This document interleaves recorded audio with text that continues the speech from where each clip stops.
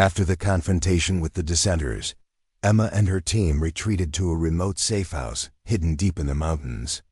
It was a small, unassuming cabin surrounded by towering trees and icy winds. Inside, the air smelled of pine and old wood, and the only source of warmth came from a crackling fire in the stone hearth. For the first time in days, they were safe, but the victory felt hollow. Daniel paced back and forth, his face lined with worry. "We can't stay here long," he said, breaking the silence. "The dissenters will find us eventually." Maria sat at the table, her hands wrapped around a mug of tea. She looked exhausted, dark circles under her eyes betraying sleepless nights. "Ryan gave them everything," she muttered bitterly. "Our locations, our plans, we've lost the advantage." Alex leaned against the wall, arms crossed.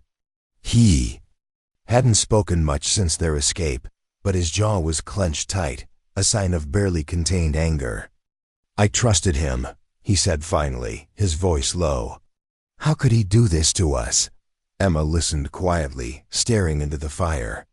She had asked herself the same question over and over again. Ryan's betrayal cut deeper than she expected. He wasn't just a teammate. He had been someone she thought she understood. But now, all she felt was confusion and a growing sense of mistrust toward everyone around her. "We need to focus," Daniel said firmly, stopping his pacing to address the group. "Yes, Ryan screwed us over. Yes, the dissenters are dangerous. But we can't let fear paralyze us.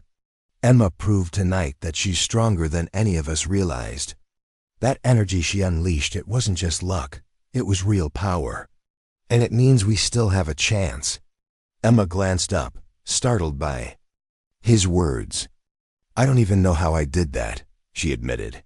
"It just happened." "That's the thing about your gift," Maria interjected gently. "It doesn't come from logic or training. It comes from connection, from your ability to inspire others and bring people together. You didn't plan it, but you tapped into something bigger than yourself. That's what makes you special." Emma nodded slowly, though she still felt uneasy. The memory of the blue energy rippling outward haunted her. What if she couldn't control it? What if it hurt someone next time?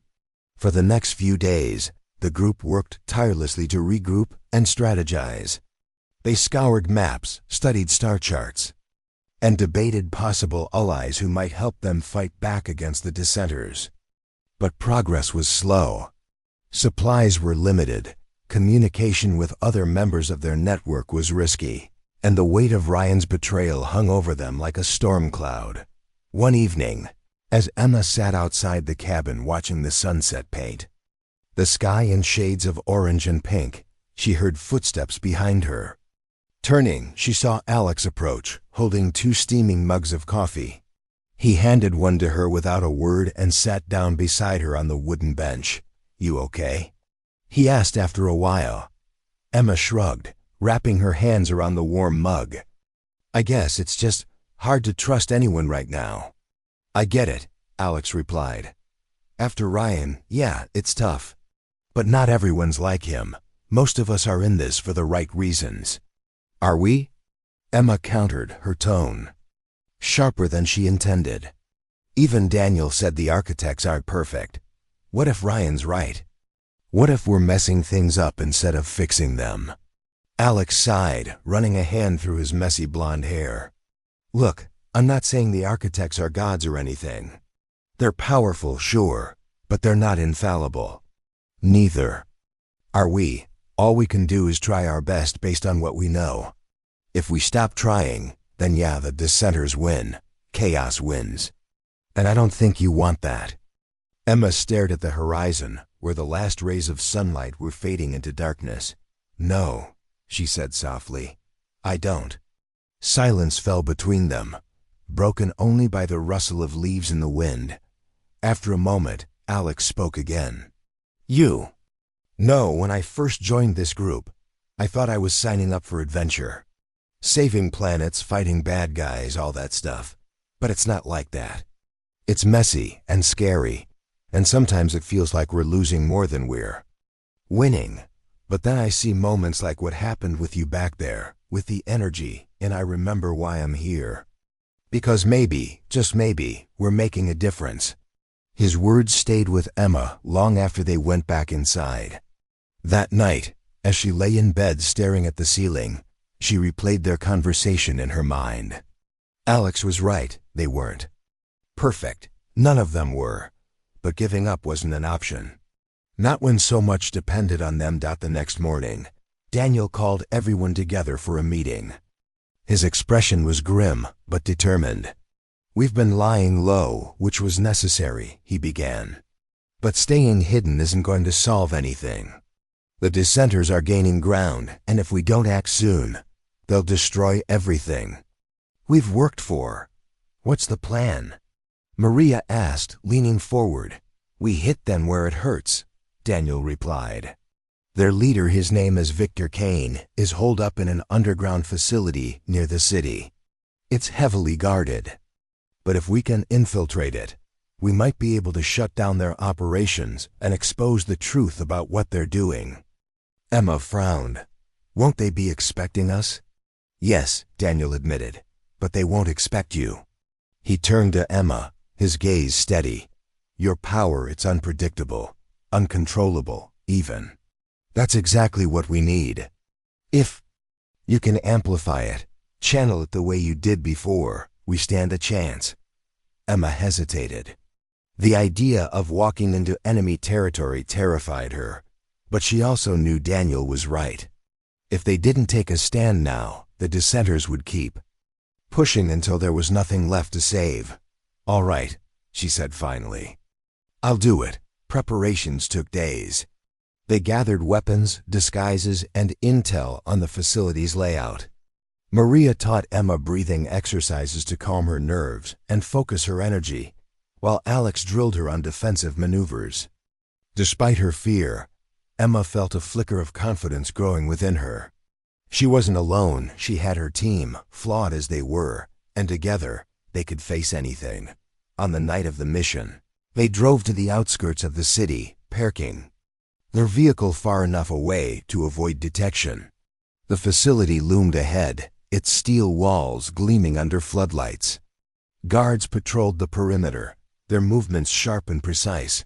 "This is it," Daniel whispered as they crouched behind a cluster of bushes. "Stick to the plan, and we'll get through this." Emma nodded, her heart pounding. As they moved closer, she focused on keeping her breathing steady, just like Maria had taught her.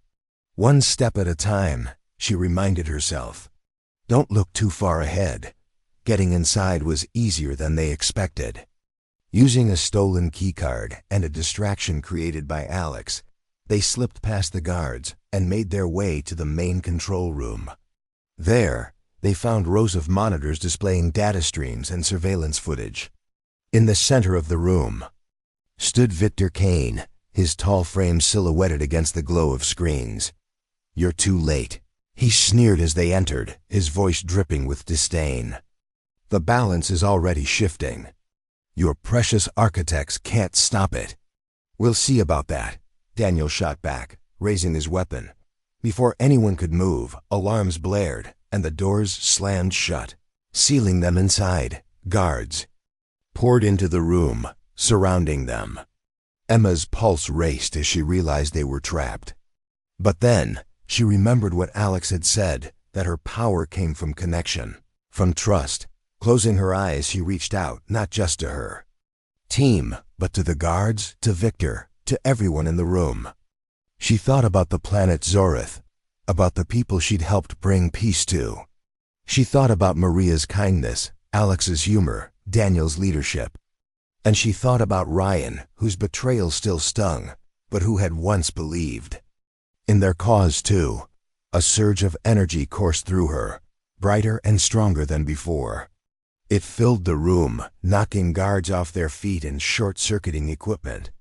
Victor staggered backward, clutching his head as if in pain. "What are you doing?" he shouted, his voice tinged with panic. Emma opened her eyes, her own voice steady and clear. "Stopping you." With the guards incapacitated and the systems disabled, the team quickly secured the facility. Documents and data were confiscated, exposing the dissenters' true motives to the universe. By the time reinforcements arrived, Victor and his followers were in custody. As they drove away from the scene, Emma felt a wave of relief wash over her. They had won for now. But she knew the battle wasn't over.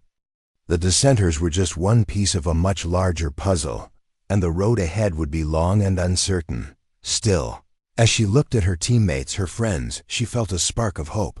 Together, they had faced betrayal, danger, and doubt. And together, they would continue fighting for balance, for peace, for the future, because that's what destiny had in store for her. Emma returned to Earth feeling a mix of emotions, pride, exhaustion, and a lingering sense of unease. She had accomplished something incredible on Zorith, something she never thought possible. But instead of relief, she felt like she was standing at the edge of a cliff, staring into an abyss she couldn't fully understand. The weight of what she had done, and what she might still have to do, pressed heavily on her shoulders. Daniel, Maria, and Alex tried to reassure her. "You're doing great," Daniel said one evening as they sat together in the lab. "Zorith was just the beginning. You've proven you can handle this." But Emma wasn't so sure. "What if I can't keep up?" she asked, her voice barely above a whisper. "What if I make a mistake that costs lives?" "You won't," Maria said firmly. "The architects chose you for a reason. Trust yourself, Emma. That's all you need to do." Her words were comforting, but Emma couldn't shake the feeling that trouble was brewing. It started with small things, strange noises outside her apartment late at night, shadows moving where there shouldn't be any. Then came the messages. Notes slipped under her door, written in jagged handwriting. "Stop now before it's too late. They're using you." At first, Emma thought it was paranoia brought on by stress. But when she mentioned it to Daniel, his reaction told her otherwise. His face went pale, and he exchanged a worried glance with Maria. "We've been expecting this," he admitted. "There's another group of faction opposed to the architects. They think we're meddling too much, upsetting the natural order." "Who are they?" Emma asked, her heart racing. "They call themselves the Dissenters," Alex explained. "They believe humanity should fend for itself without interference, even if it means destruction. Some of them used to work with us, but, well, let's just say they don't agree with our methods anymore." Emma felt a chill run down her spine. "Do they know about me?" Daniel hesitated before answering. "Probably. And if they find out how important you are, they'll try to stop you." The news unsettled Emma, but she didn't have time to dwell on it. The group pushed forward with their plans, preparing for her next mission. This time, the stakes were higher. A distant colony on the brink of collapse needed someone to mediate between its ruling council and the oppressed workers threatening rebellion. The situation was volatile, and failure could mean disaster not just for the colony, but for other planets connected to it. As the days passed, tensions within the team grew. One member, Ryan Mitchell, began voicing doubts about their work. Ryan was older than the others, with graying hair and sharp features that made him look perpetually annoyed. He had always been skeptical of the architect's motives, but lately, his criticism had turned into outright hostility. "We're playing God," he snapped during one heated meeting. "Who are we to decide who lives or dies? Who thrives or suffers? Maybe the dissenters are right. We've gone too far." "Ryan, we're helping people," Maria argued. "If we don't intervene, millions will die." "And whose fault is that?" Ryan shot back. "The architects created this mess in the first place. We're just cleaning up after them, blindly following orders without questioning why." Emma listened silently, torn between agreeing with Ryan and defending the mission. She understood his frustration. It mirrored her own fears, but abandoning their work felt wrong. Too many lives depended on them. Things came to a head one night when Ryan confronted Emma alone in the lab. "You need to wake up," he said, his tone urgent. This isn't about saving the universe, it's about control. The architects manipulate everything, including you. Don't let them use your kindness against you. I don't know what to believe, Emma admitted. But I can't walk away, not yet. Ryan sighed, shaking his head. Then you're making a mistake. Just remember, you're not the only one watching. His warning stayed with her long after he left. Over the next few days, Emma noticed subtle changes in the group's dynamic. Conversations became guarded, meetings shorter and more tense. Ryan stopped attending altogether, disappearing for hours at a time. When Emma asked about him, Daniel brushed it off. He needs space, he said. Don't worry about him, but Emma did worry. Something about Ryan's words lingered in the back of her mind, planting seeds of doubt she couldn't ignore. Were the architects truly benevolent, or were they hiding something darker? And if they were manipulating events, what role did she really play? Her questions remained unanswered until the night everything changed. It started with an explosion, a deafening blast that shook the entire building. Alarms blared, and red lights flashed as smoke filled the corridors. Emma stumbled out of her room, coughing, only to find chaos erupting around her. People ran in every direction, shouting and panicking. Emma. Daniel called, grabbing her arm. We have to go. Now, what's happening? She shouted over the noise. It's the dissenters, he replied grimly. They found us. Together, they raced toward the exit, dodging falling debris and bursts of fire from unseen attackers.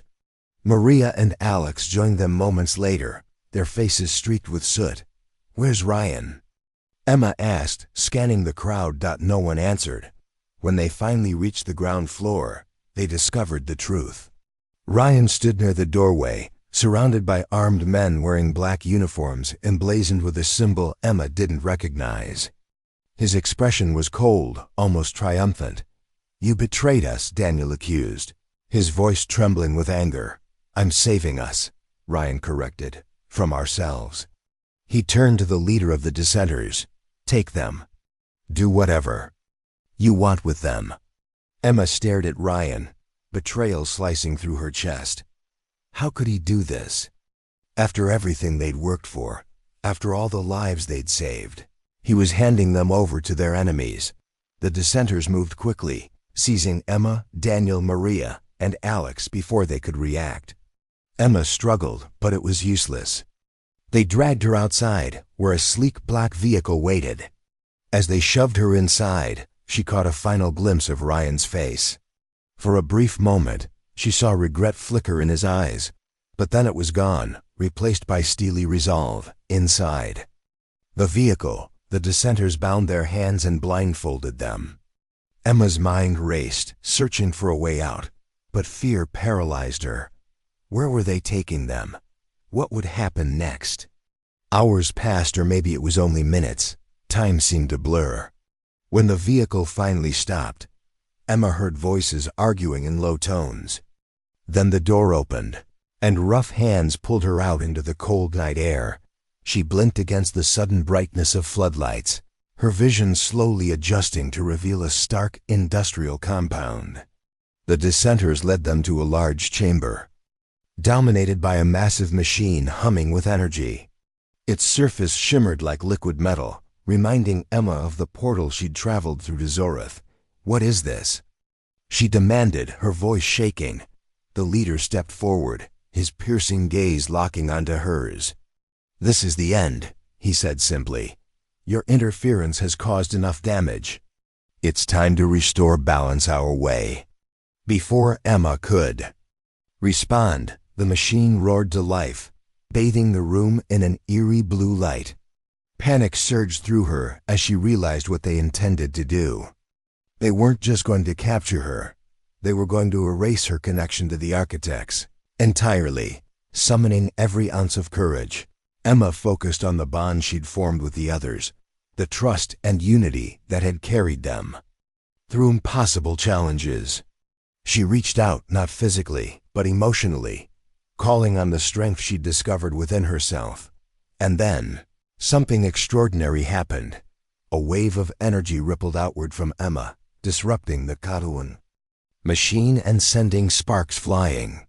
The dissenters staggered back, stunned, as the hum of the device faded into silence. In that moment, Emma knew she had tapped into her true potential, the ability to inspire change, to bring people together even in the darkest of times.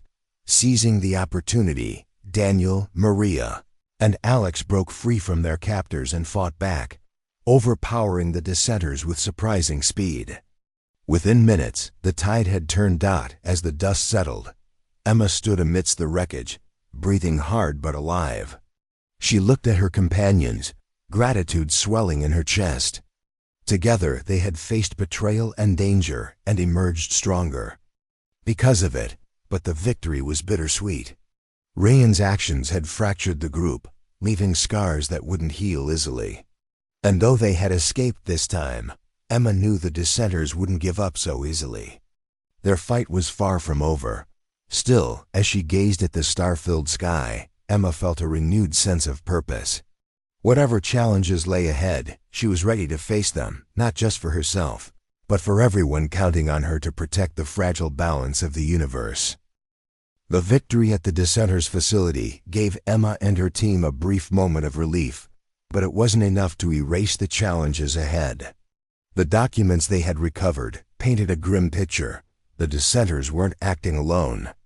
They were part of a larger network, a shadowy coalition of rogue factions determined to overthrow the architect's influence. Worse still, these groups had already begun spreading chaos across multiple planets, exploiting divisions and sowing discord wherever they went. Emma sat in the cabin's living room late one night, staring at the stolen files spread out on the table. Maps, reports, and encrypted messages covered every surface, each piece of information pointing to one undeniable truth: the universe was teetering on the brink of collapse. If the balance wasn't restored soon, entire civilizations would fall. "We can't do this alone," Maria said, breaking the silence. She stood by the window, her arms crossed as she gazed out at the dark forest. "We need allies." Daniel nodded, rubbing his temples. "She's right. But who can we trust? After Ryan? After everything that's happened?" Emma looked up, her expression thoughtful. "What about the people we've helped before? The leaders from Zorath, they trusted us. Maybe others will too." Alex, who had been leaning against the wall, straightened. "It's risky. Reaching out means exposing ourselves. If the dissenters find out, they'll come after us again," Daniel finished for him. "But Emma's right. We don't have a choice. If we want to stop them, we need help from everyone willing to fight for balance." Over the next few days, the team worked tirelessly to contact former allies.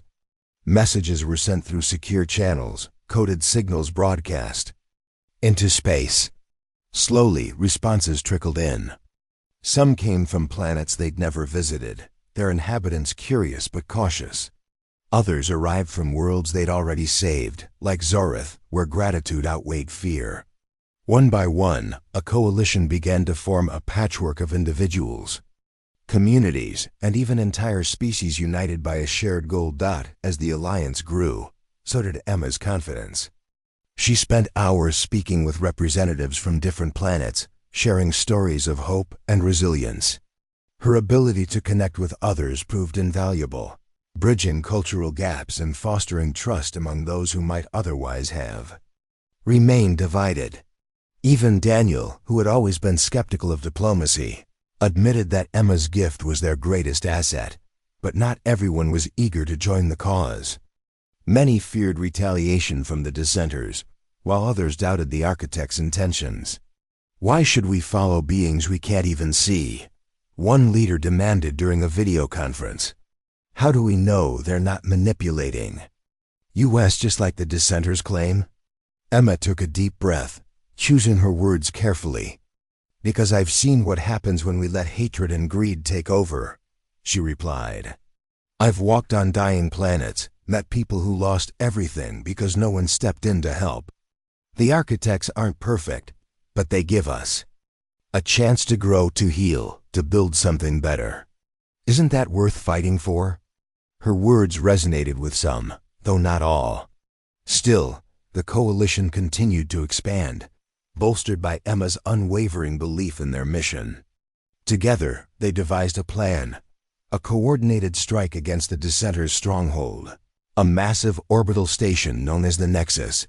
It was the source of their operations, the hub from which they orchestrated attacks on countless worlds, destroying.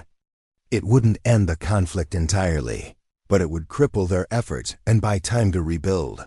The day of the assault arrived sooner than anyone expected. The team gathered in the lab, where technicians worked frantically to prepare ships and weapons. Emma stood apart from the others, staring at the shimmering portal that would transport them to the Nexus. Her heart pounded with a mix of excitement and dread. This was it, the culmination of everything she'd endured since that fateful night on the streets of Chicago. "You ready?" Daniel asked, approaching her. Emma turned to face him, forcing a smile. "As ready as I'll ever be." He placed a hand on her shoulder, his touch reassuring. "You've got this. Remember, it's not just about power, it's about connection. Trust yourself and trust us." With a final nod, Emma stepped through the portal alongside her team. On the other side, the Nexus loomed large, its metallic surface glinting menacingly. In the light of a nearby star, dozens of ships surrounded it, launching salvos of energy blasts as the battle began. Emma's role was clear: infiltrate the station, disable its core systems, and create an opening for the Allied fleet to strike. Accompanied by Maria and Alex, she slipped past enemy lines using stealth and quick thinking. Inside the Nexus, corridors buzzed with activity as dissenter troops scrambled to defend their base. Every step felt like walking through a minefield. But Emma's focus never wavered. When they reached the control room, they found Victor Kane waiting for them. His once arrogant demeanor had given way to desperation, his eyes wild with fury. "You think you can win?" he spat. "This is bigger than you, bigger than all of us." "It ends here," Emma said firmly, stepping forward. Behind her, Maria and Alex readied their weapons, but Emma raised a hand to stop them. "No, let me handle this." Victor laughed bitterly. "And how do you plan to do that? With your little light show?" Emma didn't respond. Instead, she closed her eyes and focused, drawing on the connections she'd forged with everyone who believed in her cause. She thought of Zorath, of the leaders who had set aside their differences to save their planet. She thought of the coalition members risking their lives to fight alongside her. And she thought of her own team, flawed and imperfect but united in purpose. A warm glow enveloped her, growing brighter with each passing second. It spread outward, filling the room and engulfing Victor in its embrace. He screamed, clutching his head as waves of emotion washed over him: fear, regret, and finally, understanding. When the light faded, he collapsed to his knees, defeated. Outside, the tide of the battle shifted. With the Nexus's defenses disabled, the Allied fleet launched a decisive attack, crippling the station beyond repair. Explosions lit up the sky as debris rained down, signaling the end of the dissenters' reign. Back on Earth, Emma stood on a hill overlooking the city, watching the sun rise over the horizon. The war was far from over, but for the first time in months, she allowed herself to feel a sense of peace. She had faced betrayal, danger, and doubt and emerged stronger because of it. Daniel joined her, handing her a cup of coffee. "You did good," he said simply. Emma smiled, taking a sip. "We all did."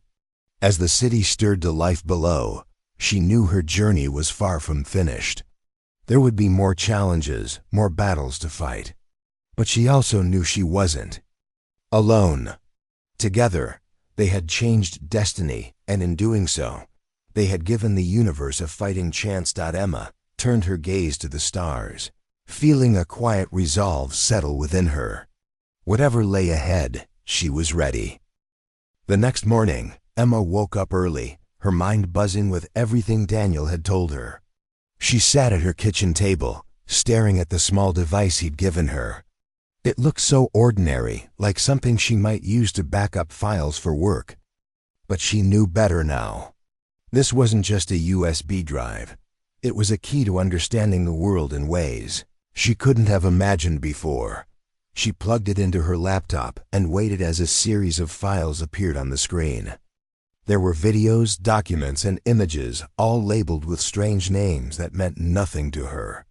Hesitant but curious, she clicked on the first video file. The screen flickered, and then a woman's face appeared. Her name was Maria Lopez, according to the caption below the video.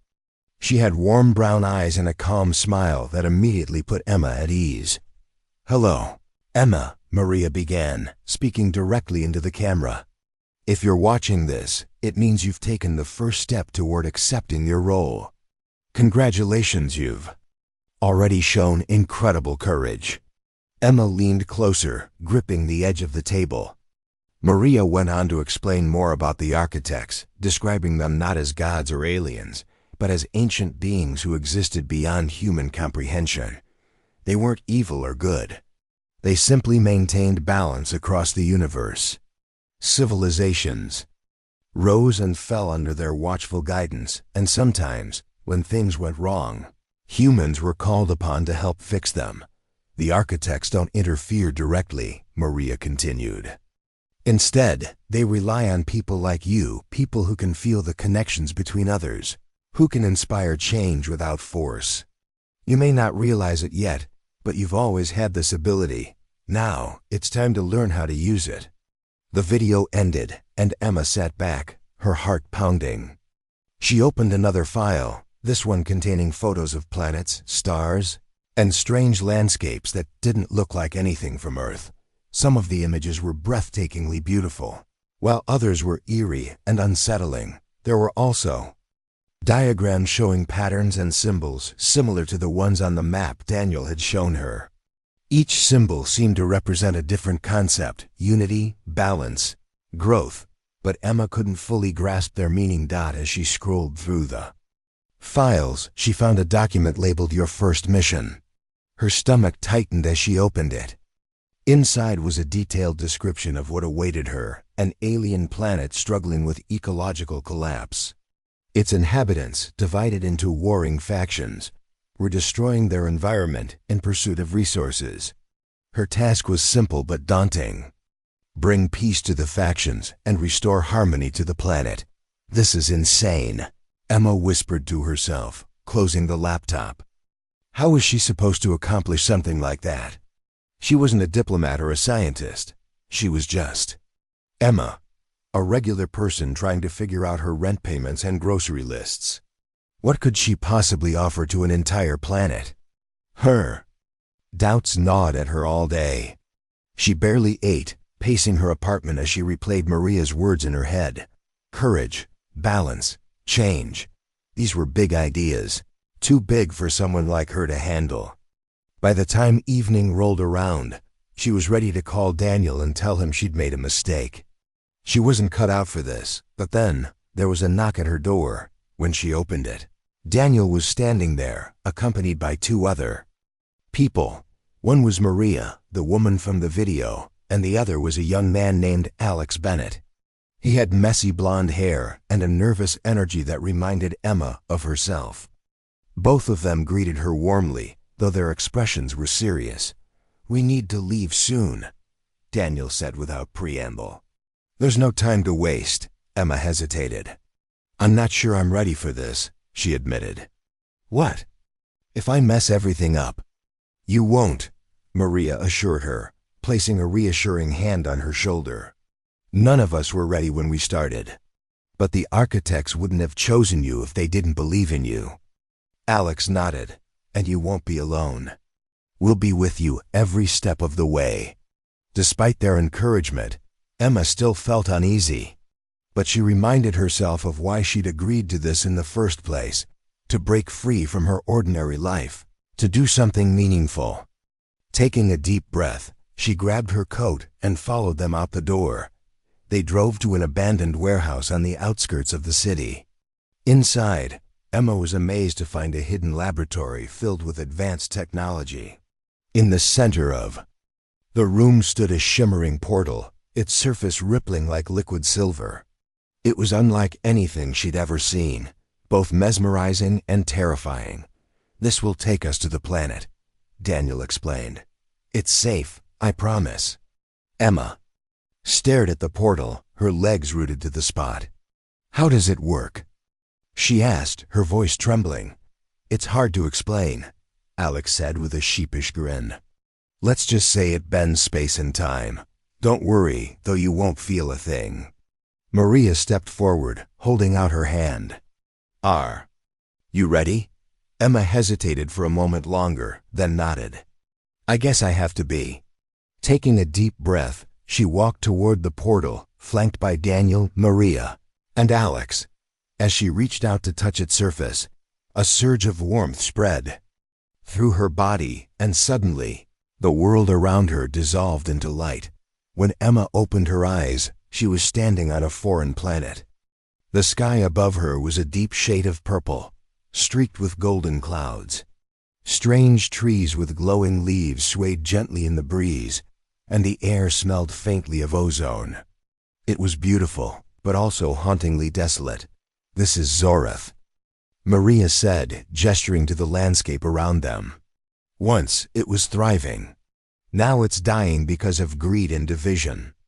As they made their way toward a nearby settlement, Emma saw the scars of conflict etched into the land-burnt fields, crumbling buildings, and rivers choked with ash. The inhabitants of Zorath were humanoid, with pale skin and large, luminous eyes. They regarded Emma and her companions with suspicion, their expressions hardened by years of war.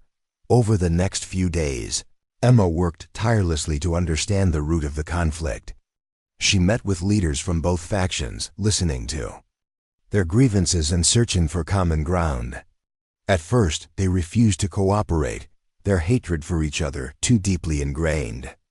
But Emma persisted, using her gift for empathy to bridge the gap between them. One evening, during a tense meeting, Emma shared a story about her own struggles back on Earth. She talked about feeling invisible, trapped in a life that didn't fulfill her. Slowly, she saw the leaders' defenses begin to crumble. They realized that, despite their differences, they were fighting for the same things: survival, hope, a better future for their children. By the end of the week, a fragile truce had been formed. Together, the factions began working to heal their planet, planting new crops and cleaning the rivers. Emma watched as the glow returned to Zorath's skies, a sign that balance was being restored. When it was time to leave, the people of Zorath gathered to thank her. Many of them cried openly, grateful for the peace she had helped bring. Emma felt a swell of pride, but also humility. She hadn't done this alone. It had taken everyone's efforts to create change. As she stepped back through the portal to Earth, Emma knew she had changed too. The fear and doubt that had plagued her before were gone, replaced by a quiet confidence. She was no longer just Emma Roberts, the woman who gave away her last $10. She was something more: a guardian of balance, a beacon of hope. Back in the lab, Daniel, Maria, and Alex greeted her with smiles. "You did it," Daniel said, his voice filled with admiration. Emma nodded, still processing everything she'd experienced. "Yeah," she said softly, "I think I did." But even as they celebrated, Emma couldn't shake the feeling that greater challenges lay ahead. The architects had given her a gift and a responsibility, and she intended to honor both, no matter what came next. The next morning, Emma woke up feeling groggy and disoriented. The dream of the stars still lingered in her mind, vivid and strange, as though it had been more than just a figment of her imagination. She sat on the edge of her bed for a while, staring at the map she'd found under her door the night before. It was still crumpled in her hand, as if she'd been clutching it all night. The symbols on it were unfamiliar, but they seemed to pulse with meaning, almost like they were trying to tell her something. Emma shook her head, trying to clear her thoughts. "This is ridiculous," she muttered to herself. "It's probably just some prank." But deep down, she didn't believe that. The map felt important, even though she couldn't explain why. She smoothed it out on her kitchen table and studied it again, tracing the lines with her finger. The coordinates pointed to a location somewhere outside the city, but the symbols around them looked ancient, almost otherworldly. As she sipped her coffee, Emma noticed something else strange. Her phone, which had been dead when she went to bed, was now fully charged and buzzing with missed calls from an unknown number. She frowned, picking it up and scrolling through the notifications. There were 6 calls in total, all from the same blocked number.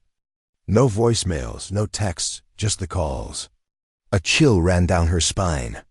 Whoever it was, they clearly wanted to get in touch with her. Before she could decide what to do, there was a knock at her door. Startled, Emma nearly spilled her coffee. She set the mug down carefully and walked to the door, peering through the peephole. Standing in the hallway was a man she didn't recognize.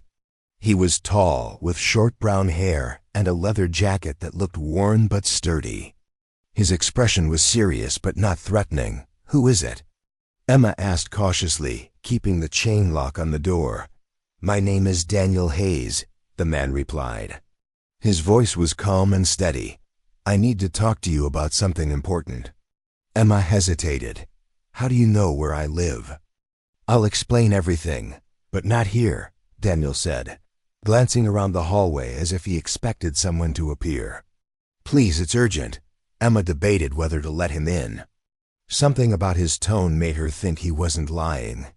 But she wasn't about to invite a stranger into her apartment without more information. "Tell me what this is about first," she demanded. Daniel sighed, running a hand through his hair. "It's about Lily Carter." "Do you remember her?" Emma froze. How did this man know about Lily? She hadn't told anyone about their encounter, not her co-workers, not her friends, not even her neighbor who sometimes stopped by to chat. "What about her?" Emma asked, her voice sharp. "She sent me," Daniel said. "She said you'd understand."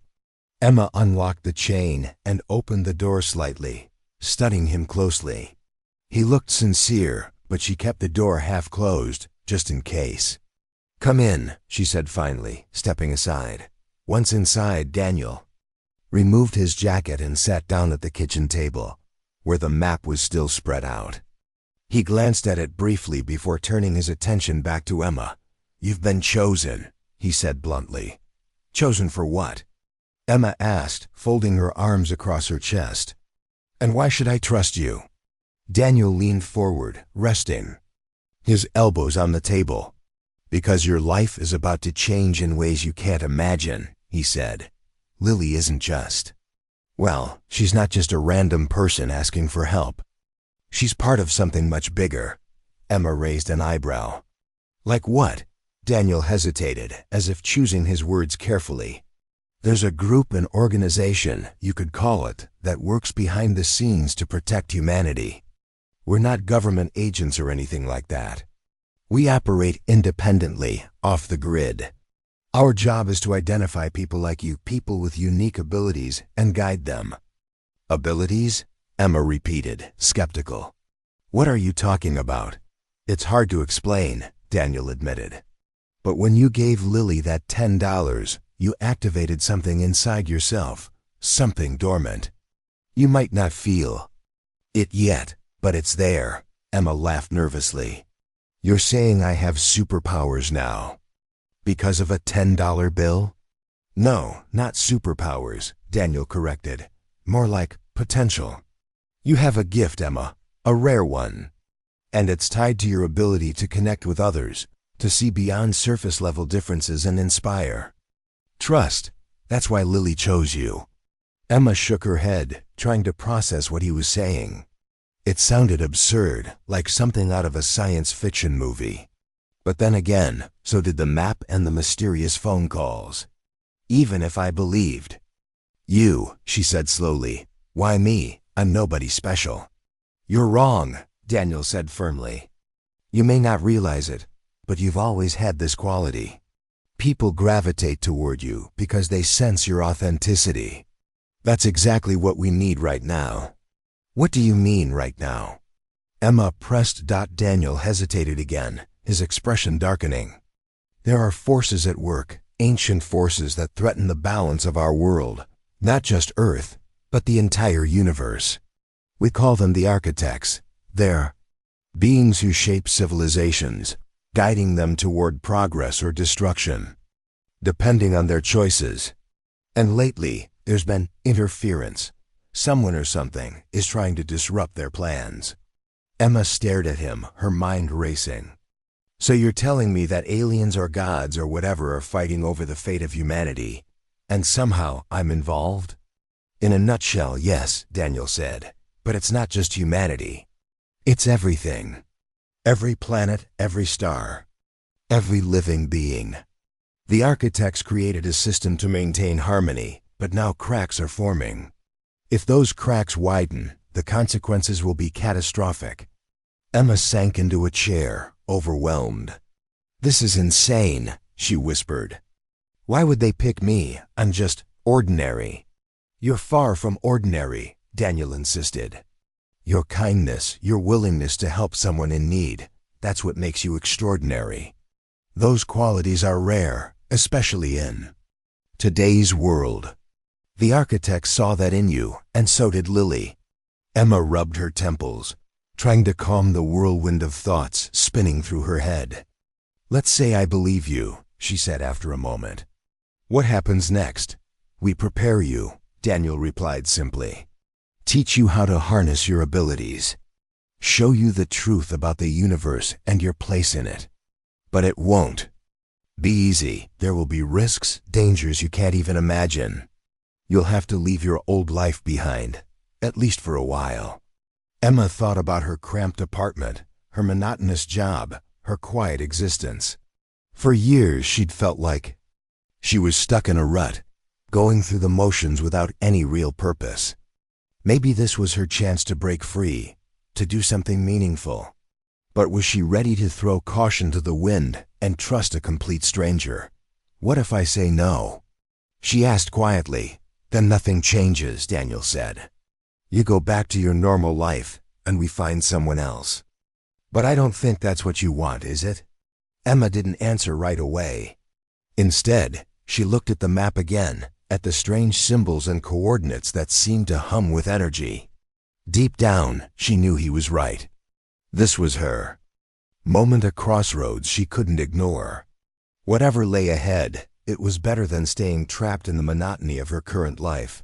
Okay, she said finally, her voice steady despite the storm raging inside her. I'll do it. Daniel smiled, a flicker of relief crossing his face. Good choice, he said. But we need to move quickly. Time is running out. For the rest of the day, Daniel explained more about the architects, the organization he worked for, and the challenges Emma would face. He showed her photos of Lily, confirming that she was indeed the woman Emma had met on the street. He also revealed that the map she'd received was a key, a guide to the first step in her journey. By the time night fell, Emma's head was spinning with new information, but she felt oddly energized. For the first time in years, she had a sense of purpose. As Daniel prepared to leave, he handed her a small device that looked like a USB drive. This contains everything you need to know for now, he said. Study it carefully. Tomorrow we'll meet again and begin your training. Emma nodded, clutching the device tightly. One question, she said as he reached the door. Why? Does it feel like I'm dreaming? Like none of this is real? Daniel paused, looking back at her with a knowing smile. Because reality is stranger than you think, he said. And you're only beginning to wake up. With that, he disappeared into the hallway, leaving Emma alone with her thoughts and the growing realization that her life would never be the same again. The wind howled through the narrow alleyways of downtown Chicago, carrying with it the sharp bite of winter. The streets were alive with the usual evening chaos, cars honking, people rushing to catch trains or buses, and the faint hum of conversations blending into the cold air. Emma Roberts tightened her scarf around her neck and quickened her pace. She was late as usual, and the last train home would leave in less than 10 minutes. Her boots clicked against the icy pavement as she turned a corner near the station. Her breath forming little clouds in front of her dot, it was then that she saw her. A young woman sat on the ground, huddled against the brick wall of a closed convenience store. Her dark hair was tangled, partially covered by a worn-out woolen hat, and her coat looked far too thin for the freezing weather. A small cardboard sign rested on her lap, its message written in shaky handwriting, "Need help." The woman's head was bowed, but even from a distance, Emma could see the faint glimmer of tears on her cheeks. Something about the way she sat so still, so quiet, made her stand out amidst the bustling crowd. Most people walked past without a second glance, their faces buried in their phones or their thoughts. But Emma stopped. For a moment, she hesitated. She wasn't rich. She didn't have much to give. In fact, her wallet contained exactly $10, the last bit of cash she had until payday. That $10 was supposed to cover her bus fare tomorrow, maybe a cup of coffee if she skipped breakfast. Giving it away felt reckless, almost foolish. Yet, as she stood there watching the woman, Emma couldn't shake the feeling that turning away would be worse. Emma took a deep breath and approached cautiously. The woman didn't look up immediately, her gaze fixed on the ground. When Emma finally spoke, her voice was soft but clear. "Hi," she said. "Are you okay?" The woman raised her head slowly, revealing tired eyes that seemed to carry the weight of the world. There was something about them, a mix of sadness and resilience, that made Emma's chest tighten. I'll be fine," the woman replied, her voice barely above a whisper. She glanced at Emma briefly before looking down again, as if ashamed to meet her eyes. Emma knelt beside her, ignoring the dampness seeping through her jeans. "Here," she said, pulling the crumpled $10 bill from her pocket. She held it out, her fingers trembling slightly from the cold ore. "Maybe from nerves. Take this. It's not much, but it might help." The woman stared at the money for a long moment, her lips parting as though she wanted to say something, but couldn't find the words. Finally, she reached out and accepted it, her hand brushing against Emma's. "Thank you," she murmured, her voice cracking. "You don't know what this means to me." Emma smiled weakly, though she didn't fully understand why she felt so uneasy. "It's no big deal," she said, standing up. "Just take care of yourself, okay?" The woman nodded, clutching the bill tightly in her fist. For the first time since Emma had seen her, a flicker of hope appeared in her eyes. "My name's Lily," she said suddenly, surprising both of them. "Lily Carter." "I'm Emma," Emma replied, offering a small wave. "Nice to meet you, Lily." Lily managed a faint smile, though it didn't quite reach her eyes. "You've done more than you realize," she added cryptically, her tone almost dreamlike. Then, without another word, she slipped the money into her pocket and disappeared into the crowd, leaving Emma standing alone in the cold dot. Emma watched her go, her mind racing. What had Lily meant by that? Done more than she realized? It sounded strange, almost ominous, but Emma dismissed it as exhaustion playing tricks on her brain. She shook her head, reminding herself that she was already running late for the train. With one last glance at the spot where Lily had been sitting, she hurried off, her thoughts swirling like the snowflakes beginning to fall around her dot. By the time Emma boarded the train, the encounter with Lily had faded into the background of her mind. She found a seat near the window and leaned her forehead against the glass, watching the city blur past. The rhythmic clatter of the train wheels lulled her into a daze, and she started thinking about her day, her endless meetings at work, the pile of unpaid bills waiting for her at home, and the nagging sense that life was passing her by. At 28, Emma often felt stuck, like she was treading water while everyone else swam ahead. Helping Lily had been a rare moment of clarity, a reminder that even small actions mattered. Still, she couldn't shake the odd feeling that lingered after their brief conversation. When the train pulled into her stop, Emma stepped off and trudged through the snow-covered streets toward her apartment building. It was an old brick structure with creaky floors and drafty windows, but it was all she could afford. As she climbed the stairs to her third-floor unit, she noticed something unusual tucked under her door, a plain white envelope with no return address. Frowning, she picked it up and unlocked her apartment, tossing her bag onto the couch before tearing open the envelope. Inside was a single piece of paper. On it was a crude map, marked with a series of coordinates and strange symbols that looked vaguely familiar, though Emma couldn't place them.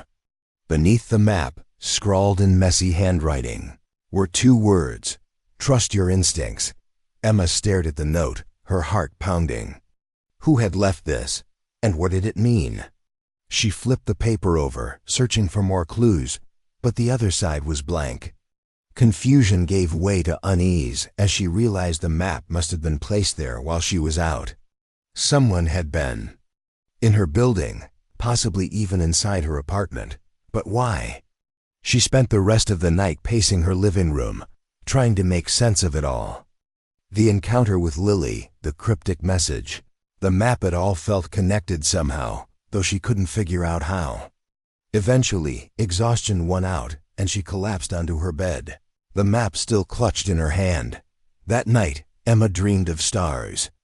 They stretched endlessly across a velvety black sky, shifting and realigning themselves into patterns she didn't recognize. Each constellation pulsed with light, drawing her closer, until she felt as though she were floating among them. Somewhere in the distance, a voice whispered her name, not urgently, but softly, like a gentle breeze. Emma woke with a start, her sheets tangled around her legs and her heart racing. The room was silent except for the faint ticking of the clock on her nightstand dot as dawn broke outside her window. Emma knew one thing for certain: her life had changed forever. Whether she liked it or not, destiny had stepped in, and it wasn't done with her yet.